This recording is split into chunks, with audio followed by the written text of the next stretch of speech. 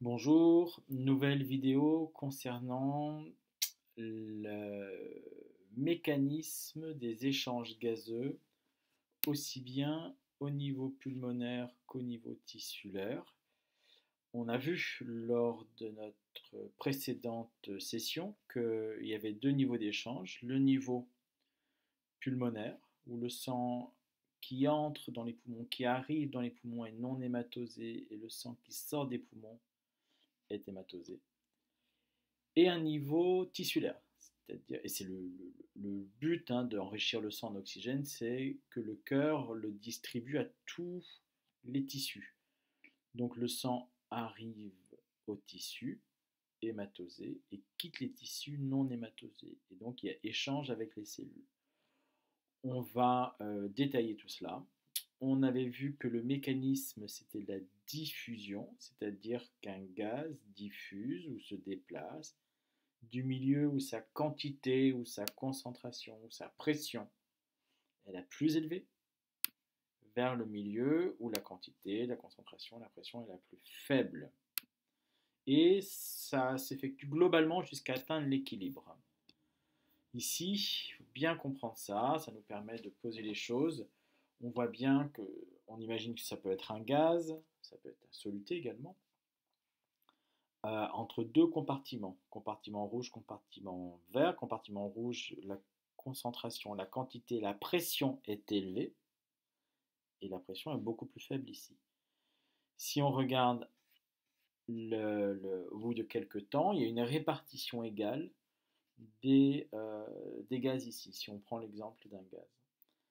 Donc, il y a bien eu déplacement du rouge au vert, du plus élevé vers le moins élevé. Un gaz, la loi de diffusion des gaz est celle-ci. Un gaz diffuse de la région où sa pression est élevée vers la région où sa pression est plus faible. Voilà ce qu'il faut retenir. Comme on va avoir à chaque fois deux gaz, l'O2, le CO2, quand on parlera de la pression d'un gaz, on dira la pression partielle du gaz, parce que les gaz ne seront pas la même pression dans la même enceinte.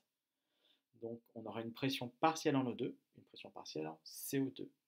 Mais on aura toujours la même loi qu'il va falloir toujours appliquer. Si vous retenez bien cela, ce sera facile après, avec des valeurs, en analysant ces valeurs, de savoir le sens de diffusion du gaz, puisqu'un gaz diffuse de la région où la pression est plus élevée vers la région le moins élevée. Il faut retenir que ça va de plus vers moins.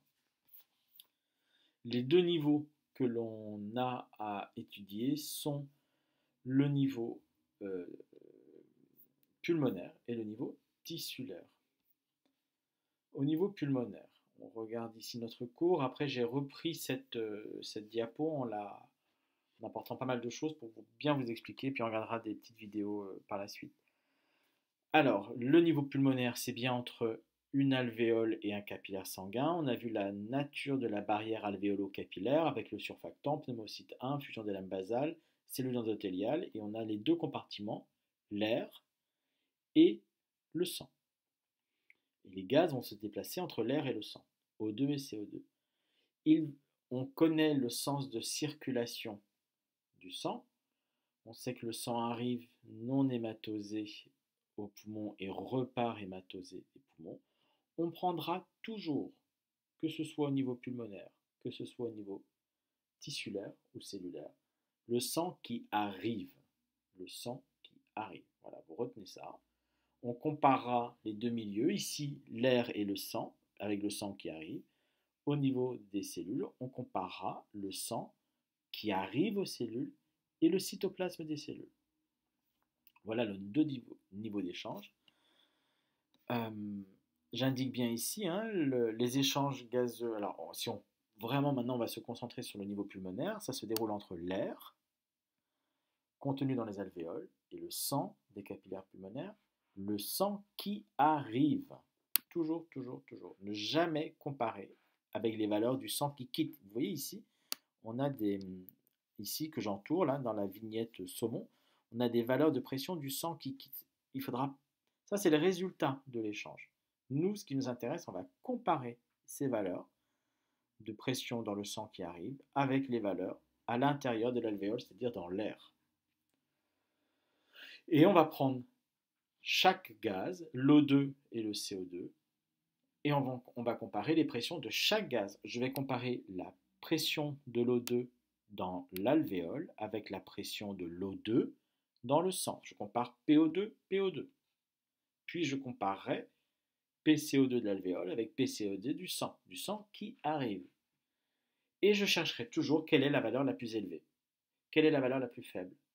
Et je pourrais dire, le gaz va de là où c'est le plus élevé vers là où c'est le plus faible. Un gaz diffuse de la région où sa pression partielle est plus élevée vers la région où la pression est plus faible. Alors, j'ai préparé une diapo, c'est celle-ci. Alors, c'est la même diapo mais avec toutes les explications. Je compare, je reprends ce que j'ai dit, je compare PO2, PO2.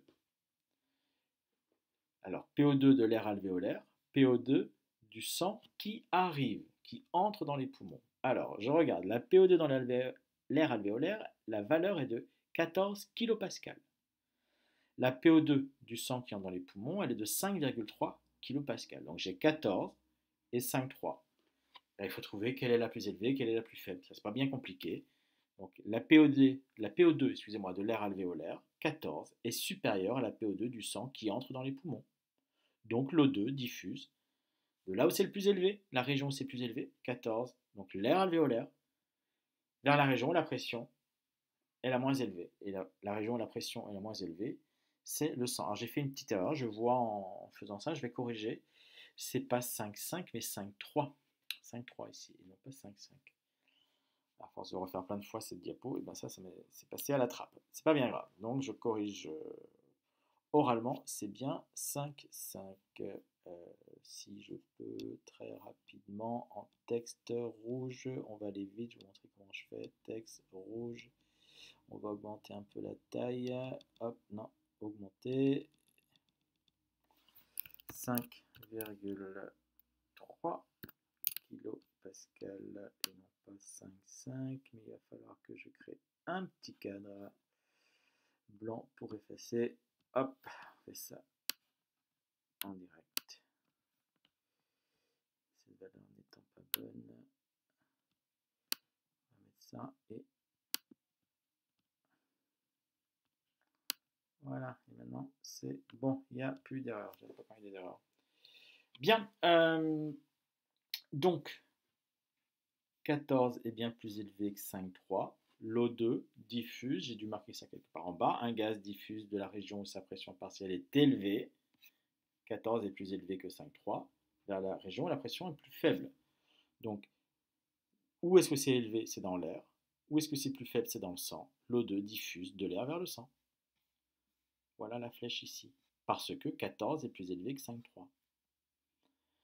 Puis, je vais faire la même chose pour le CO2. Alors attention, c'est bien l'O2 qui diffuse. C'est pas je peux voir souvent dans les copies, la PO2 diffuse. Non, l'O2 il a une pression qu'on mesure, on a une P, une pression partielle en O2, mais c'est le gaz qui diffuse. C'est pas une pression qui diffuse. Même chose pour le CO2. Je vais regarder les valeurs dans l'air alvéolaire et dans le sang qui entre. PCO2 dans l'air 5,3. PCO2 dans le sang qui entre 6,1. Et je cherche qui est plus élevé que qui. Qui est plus élevé que qui? La PCO2 dans le sang non hématosé, c'est-à-dire qui arrive dans les poumons, elle est de 6,1. C'est bien supérieur à la PCO2 de l'air alvéolaire qui est de 5,3. 6,1 est bien supérieur à 5,3. Un gaz diffuse de la région où la pression partielle est élevée, ici, vers la région où la pression partielle est plus faible, ici. Donc le CO2 diffuse du sang vers l'air, puisque la valeur de pression dans le sang ici est plus élevée. Comme le CO2 va quitter le sang, je vais en avoir de moins en moins. Donc j'étais à 6,1 kPa, ça va diminuer 6, 5,9, 5,8, 5,7, 5,6 et à 5,3, je vais avoir un équilibre ici entre les deux, ça va s'arrêter. Pareil pour l'O2, quand l'O2 est passé de l'alvéole vers le sang, la PO2 du sang était de 5,3. Dans l'alvéole, c'est de 14. Donc, je rajoute de l'O2 dans le sang. Donc, 5,3, ça va augmenter. 5,4, 5,5, 6, 7, 8, 9. Et ça va s'arrêter à l'équilibre. 14. Donc, le sang qui quitte les poumons, il s'est enrichi en O2 et il a relargué du CO2. Vous avez bien vu, et je remets à droite en haut ici, on compare les PO2 entre elles, les PCO2 entre elles. On ne compare jamais une PO2 et une PCO2. Vous ne pouvez pas me dire, alors la PO2 ici, elle est supérieure à la PCO2. Ça n'a pas de sens. On compare deux mêmes gaz, enfin les pressions d'un même gaz. Et ici, j'ai les valeurs après l'échange, après la diffusion. J'ai trouvé une petite vidéo ici. On a une alvéole qui est dessinée, un capillaire qui est dessiné, le sang non hématosé qui arrive, et on va avoir les valeurs qui vont apparaître. Alors, elles peuvent être différentes, hein, donc 6,1 pour la PCO2, alors c'est dans le sang de l'artère. Dans l'alvéole, hop, je fais une pause. La PCO2 elle est de 5,3, ou il faut regarder dans quel compartiment c'est le plus élevé. Ben, c'est dans le sang. C'est plus élevé que dans l'alvéole. Le gaz diffuse de la région où c'est le plus élevé, c'est-à-dire l'artère, vers la région où c'est la moins élevée, l'alvéole. Donc le CO2 va quitter le sang pour rejoindre l'alvéole. A l'inverse, on va avoir les valeurs de PO2 qui vont apparaître dans l'alvéole et dans le sang qui arrive, c'est-à-dire l'artère pulmonaire. 14 kPa dans l'alvéole, dans l'artère pulmonaire 5,3 kPa, je suppose, ou la région qui a la valeur de pression partielle la plus élevée, c'est l'alvéole. Un gaz diffuse de la région où la pression est la plus élevée, 14, vers la région où c'est le moins élevé, le sang. Donc l'O2 va diffuser de le... Hop, je baisse, il y a le téléphone qui sonne, donc j'éteins. Le 2 va diffuser de l'air vers le sang et le sang va s'enrichir en O2. On est dans la veine pulmonaire. Donc il y a de plus en plus d'O2 dans le sang. Il était chargé à 5,3, il devient chargé à 14. Il s'est bien enrichi. Donc le sang est hématosé. Voilà ce qu'est l'hématose. Le cours se termine à un moment par ça. Lors du passage dans les poumons, le sang se charge en dioxygène, s'appauvrit en CO2, en dioxyde de carbone. C'est l'hématose. Le sang qui quitte les poumons est un sang hématosé. Deuxième niveau d'échange. Après le niveau pulmonaire, c'est le niveau tissulaire. Alors non, on peut lire le texte d'abord, mais c'est exactement... J'ai mis en texte tout ce que j'ai pu dire à l'oral. Le sens de diffusion, la pression partielle en O2, je reprends ici au niveau respiratoire. La PO2 de 14, elle est plus élevée que la PO2 du sang des capillaires, le sang qui arrive au poumon, 5,3. L'O2 diffuse de l'air vers le sang, c'est la flèche que l'on voit ici. La PO2 du sang des capillaires, à l'issue de cet échange, est de 14 kPa. Maintenant, au niveau pulmonaire, c'est le niveau tissulaire. Une petite erreur ici. Ah non, je pense que... Ah oui, c'était pour le CO2, excusez-moi. Je me perds un peu dans toutes les vidéos et tous les schémas. Ici, toujours au niveau pulmonaire, mais au niveau du CO2, je compare 6,1 est plus élevé que 5,3. La pression partielle du CO2 du sang des capillaires pulmonaires, 6,1 est plus élevée que la pression partielle en CO2 de l'air alvéolaire, 5,3. Donc le CO2 diffuse du sang vers les alvéoles.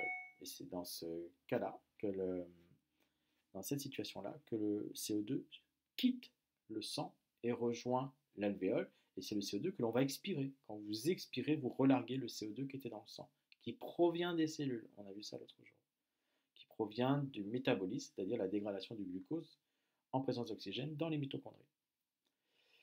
Donc lors du passage dans les poumons, le sang se charge en O2, s'appauvrit en CO2, c'est ce que l'on a vu. Maintenant au niveau tissulaire, on va faire exactement la même chose et on va comparer avec du sang qui arrive au tissu. Alors j'ai fait voilà cette diapo qui est l'agrandissement du schéma de votre cours et avec l'analyse des valeurs. Je mettrai ces documents sur PearTrees, comme ça vous pourrez à nouveau ils ne seront pas que dans la vidéo, vous pourrez les regarder comme vous voulez sur PearTrees. Donc, je vais comparer le sang qui arrive au tissu, ce carré-là, saumon, et le cytoplasme des cellules. PO2, 14 kPa dans le sang qui arrive, 4 kPa dans les cellules. Il y a une grosse différence. Donc, où est-ce que c'est plus élevé? C'est dans le sang. 14 est supérieur à 4. Donc, l'O2 diffuse du sang vers la cellule. Je vais plus vite parce que maintenant vous avez compris. Donc, l'O2 diffuse du sang vers la cellule. On a bien l'O2 qui quitte le sang pour aller vers la cellule. Et on sait que c'est pour aller vers les mitochondries, pour produire de l'ATP en dégradant du glucose. Maintenant, on va pouvoir mettre tout ça en place. Et on y reviendra de toute façon. Comme l'O2 quitte le sang il devient en couleur conventionnelle bleu, puisque l'O2 est parti dans les cellules. Je compare maintenant le CO2. Le CO2, toujours le sang qui arrive, PCO2 5,3, dans la cellule 6,6. Donc la PCO2 de la cellule 6,6 est supérieure à la PCO2 du sang qui arrive ou qui entre dans les tissus, 5,3 kPa. Un gaz diffuse de la région où la pression est plus élevée vers la région où la pression est la moins élevée. Donc le gaz diffuse de là où il y en a le plus, 6,6, vers là où il y en a le moins, 5,3. Donc diffuse du cytoplasme des cellules vers le sang. Voilà pourquoi le sang qui quitte les cellules est plus riche en CO2. Et ce sang qui est riche en CO2, c'est le même qui arrive ici au niveau des poumons et on va relarguer le CO2 dans les alvéoles. Donc maintenant, on peut faire un cycle complet, c'est-à-dire on inspire, l'O2 arrive dans les alvéoles. Du fait de la différence de pression, il passe dans le sang. J'expire, le CO2 regagne l'alvéole parce que la PCO2 est supérieure dans le sang que l'alvéole. Donc le sang quitte les alvéoles riches en O2, ça va au cœur, oreillette gauche, ventricule gauche, artère aorte. Artère aorte, ça amène à tous les tissus. On a les mêmes valeurs ici, il n'y a pas eu d'échange au niveau du cœur, donc on a les mêmes valeurs ici, 14, 5, 3, que l'on avait en quittant les poumons, 14, 5, 3.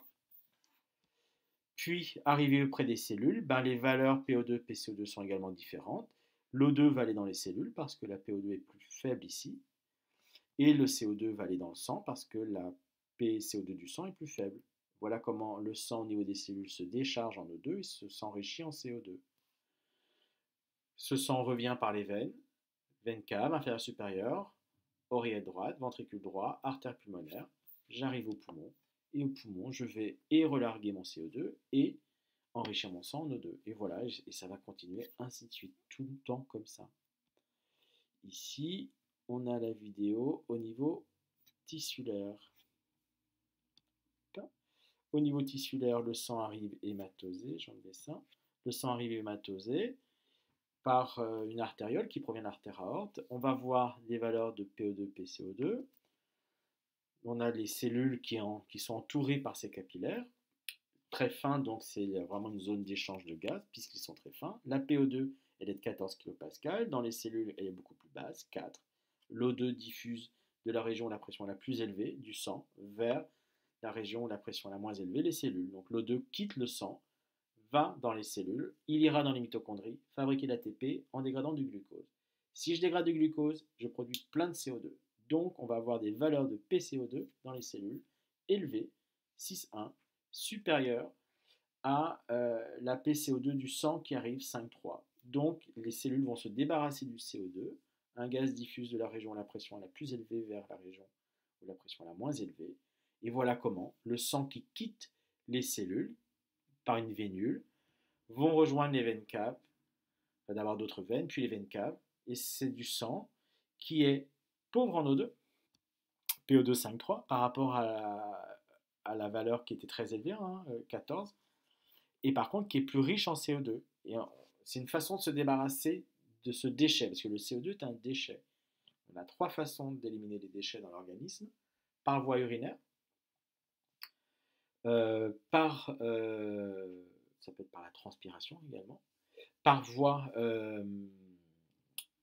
digestive et par voie respiratoire. Et le CO2 est un déchet qui est éliminé par voie respiratoire. C'est une molécule qui acidifie les liquides dans lesquels elle se trouve, donc il faut s'en débarrasser. Voilà, je pense que on a tout vu. Je reviens au cours, on aura exactement la même chose. Sans diffusion de l'O2, la PO2 du sang dans les capillaires qui arrive est plus élevée que la PO2 dans les cellules. Donc l'O2 diffuse du sang des capillaires vers les cellules. Inversement, pour la PCO2 dans les cellules est plus élevée, 6,6 kPa, que celle du sang des capillaires qui arrive au tissu. Donc le CO2, déchet issu de l'activité cellulaire, on le rappelle, dû à la production d'ATP par les mitochondries en présence d'O2 de glucose, diffuse des cellules vers le sang. À la sortie, le sang est appauvri en O2, puisque l'O2 est allé dans les cellules, pour aller vers les mitochondries, et il est enrichi en CO2. C'est du sang non nématosé. Ce sang rejoint le cœur et va être amené par l'artère pulmonaire au poumon pour subir l'hématose. Voilà, vous avez tous les éléments. Maintenant, ce n'est qu'une comparaison de valeurs. On va mettre ça pour finir. Ce n'est qu'une comparaison de valeurs, sachant que vous comparez les mêmes gaz, les pressions des mêmes gaz, O2 et d'un compartiment et d'un autre compartiment, et vous comparez également les PCO2 de deux compartiments différents, et qu'il faut juste respecter la loi de diffusion des gaz. La suite du programme, c'est comment on transporte les gaz. Comment l'O2, ok, l'O2 va dans le sang, et après l'O2 quitte le sang pour aller dans les cellules. Comment l'O2 est transporté, par quoi, c'est précis, c'est la suite. On va parler d'hémoglobine notamment. C'est la suite de notre programme. À bientôt.